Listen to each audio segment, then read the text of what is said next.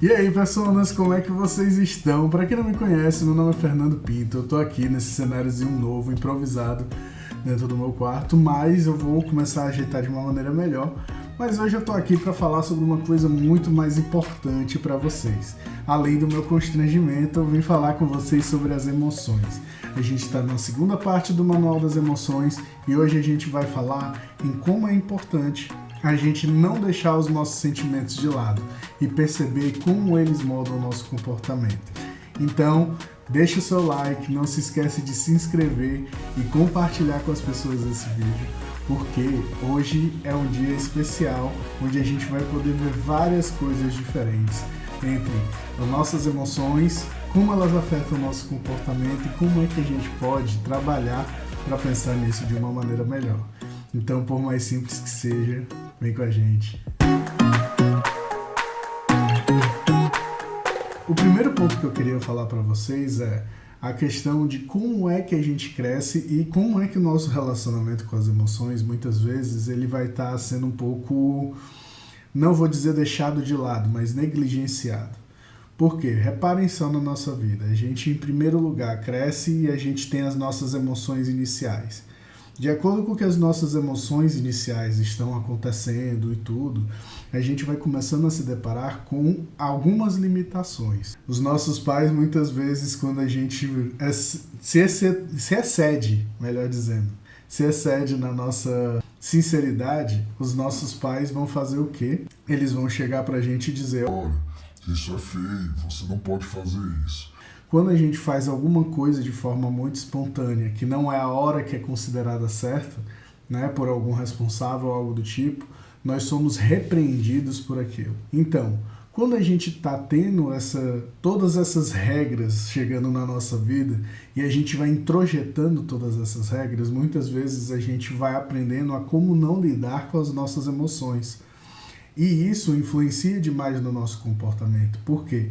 Aquilo que a gente não manifesta, aquilo que a gente sente e não manifesta, vai acabar saindo de alguma forma, em algum momento ou em alguma outra coisa, podendo ser até uma característica de uma somatização. Então é sempre importante a gente poder prestar atenção naquilo que nós sentimos, para que a gente possa responder de uma maneira mais adequada àquilo que nos é apresentado pelo ambiente.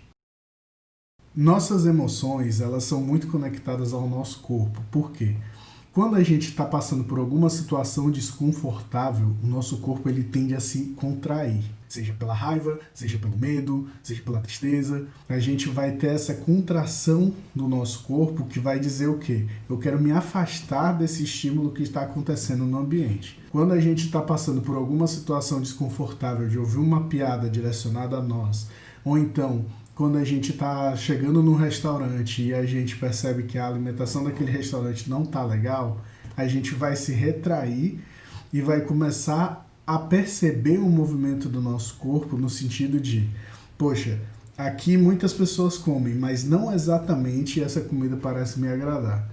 Ou a gente pode passar por uma situação de eu vou rir pelo social, mas essa piada acabou me afetando. Então, se a gente está percebendo essas pequenas nuances, quanto mais a gente meio que abafa isso, usando uma expressão, né? Coloca debaixo do tapete, mais vezes a gente está fazendo com que o nosso corpo sofra.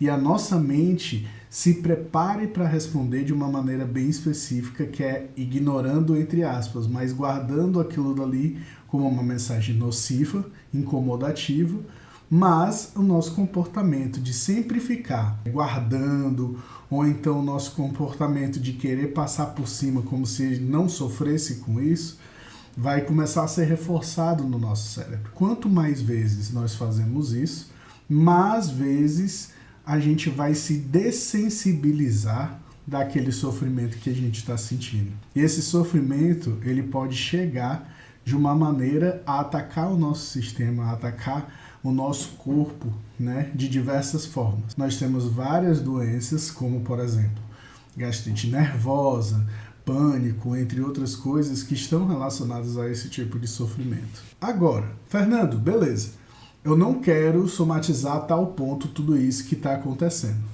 Como é que eu posso fazer para poder viver de uma forma mais autêntica todas essas coisas? Em primeiro lugar, é importante a gente poder ter a liberdade de ser, né? Mas ser como? A gente vai dar atenção sensível às nossas emoções, ou seja, a gente sentiu a nossa emoção, a gente vai parar e vai se dar tempo para poder perceber o que essa emoção está me trazendo. Eu posso encarar essa emoção e posso superar isso? Isso normalmente a gente faz quando a gente está experimentando algo. Então, quando a gente começa a perceber que as nossas emoções elas nos distanciam de alguma coisa, a gente vai poder olhar para aquela coisa e vai poder, olha, minha emoção inicial é essa, mas vamos ver qual é. Então, uma experiência que é muito normal acontecer na nossa vida são os vegetais, né? Os legumes. Quando a gente se distancia dos legumes inicialmente, a gente vai ver que é um preconceito, né, inicial da nossa cabeça, porque o sabor do legume é diferente dos sabores industrializados que a gente tem costume de consumir. Então, quando a gente começa a criar o costume em relação aos legumes, a gente vai tendo uma relação mais saudável com a alimentação e a alimentação vai refletir no nosso corpo. Frescos ou cozidos, todos no meu prato. Vou comer, comer, comer, comer. Logo, é legal a gente poder ter essa relação entre a sensibilidade e as emoções. A gente ter essa relação entre as emoções e o corpo e a nossa sensibilidade para manter um certo equilíbrio e nos dar a liberdade de viver cada vez mais e mais plenamente diante das coisas que nos são apresentadas. Fernando, existem algumas situações onde eu não vou poder ter esse tempo de pensar.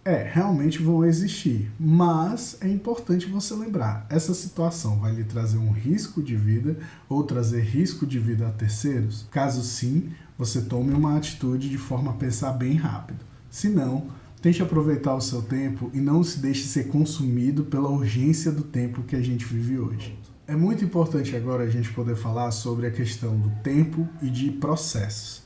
Por quê? Porque hoje a maioria das nossas problemáticas elas são solucionadas a um toque no celular. A gente pode fazer uma pesquisa, a gente pode encontrar um remédio, podemos fazer várias coisas utilizando as várias ferramentas que nós temos disponíveis para nós. Mas ao mesmo tempo, essas ferramentas não vão poder ser utilizadas em diversos blocos de concreto, digamos assim, que a gente constrói na nossa mente e que muitas vezes eles estão enraizados ou então estão bem engessados diante daquilo que a gente vive. Então a gente precisa tirar esse gesso da nossa mente para que a gente possa pensar de novas formas e refletir de formas mais higiênicas mentalmente falando. Fernando, o que você quer dizer com higiênicas mentalmente falando? São práticas onde a gente vai dar liberdade à nossa criatividade, que é uma das forças de caráter mais importantes para solucionarmos problemas, e utilizá-la num potencial onde a gente vive um fluxo experiencial, né? Onde a gente possa se concentrar de forma bem interessante e bem concentrada na atividade que a gente está fazendo ou até mesmo naquilo que a gente vem desenvolvendo para nós mesmos. Então, quando a gente vive o processo de desengessar, né, sair dos moldes, sair das formas e começar a validar a nossa vida, a gente começa a viver coisas diferentes.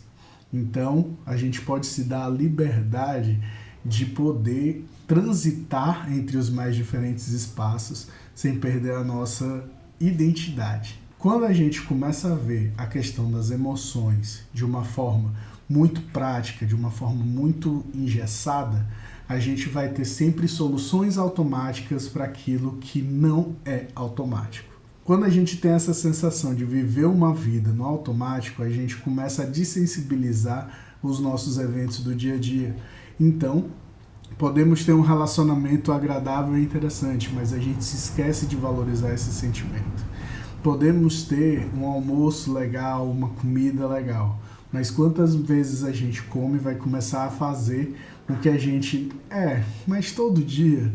Então é interessante a gente poder desfrutar da vida, sabendo que a gente já viveu no passado, mas ao mesmo tempo a gente valorizar as experiências do presente, não apenas com base no passado, mas experimentá-las no dia a dia como se fosse uma experiência nova e gratificante para a gente viver.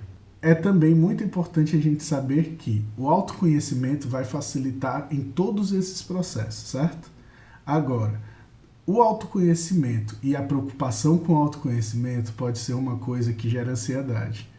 Então, quando a gente começa a viver essas experiências de fluxo e começa a se perguntar sobre a nossa autenticidade, de forma a, beleza, será que eu estou sendo quem eu devo ser? Será que eu estou reagindo às minhas emoções?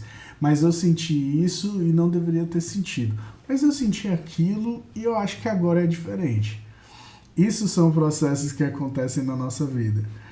Logo, você deve dar atenção às suas emoções, mas não ficar preso às suas emoções. Dessa forma, você vai se dar a liberdade de poder trabalhar os seus sentimentos e trabalhar a experiência sentida em cada evento. Isso é bem interessante e, se possível, receba um acompanhamento terapêutico para poder facilitar esse processo de lidar com as suas emoções e lidar com aquilo que você está passando no momento. Por fim, nós temos um extra. Evitar conflitos é amor ou medo? Essa pergunta foi feita lá na nossa live no Instagram e eu acho muito interessante a gente poder levantar sobre isso, porque eu e a Nina, nós conversamos sobre a questão do amor, né? Ela é muito interessante que quando a gente evita conflitos no amor, a gente não está fazendo evitar conflitos de uma forma passiva. A gente está evitando conflitos de uma forma ativa. Logo, quando a gente ama, a gente tem a capacidade de falar sobre as nossas emoções, expor nossas emoções e sentimentos. Então a gente vai poder expor aquilo que a gente está evitando fazer e, ao mesmo tempo, a gente pode entrar num ritmo de concessão. Por exemplo, hoje eu não estou mais afim de lavar a louça à noite. O seu parceiro tem total liberdade de responder: olha, eu também não estou afim, então a gente deixa para amanhã. É a melhor opção? Naquele momento é. Não exatamente é a melhor para todas as situações. Mas os dois dialogaram para poder chegar a essa nova solução. Já pelo medo é completamente diferente. A gente vai fazer ou viver uma situação, né, que a gente não exatamente vai passar por uma concessão, a gente não vai passar por um diálogo entre as duas partes, mas a gente vai passar por uma obrigação unilateral dentro da relação. E isso não é saudável. É verdade. E por fim, hoje é chegado o nosso tempo. Então, galera, muito obrigado a todos vocês que acompanharam o vídeo até aqui. Semana que vem tem a parte 3. A Emanuele vai estar aqui para conversar com vocês. E a gente se vê novamente na primeira semana de novembro. Um grande abraço a todos. Excelente semana. Tudo de bom. Valeu.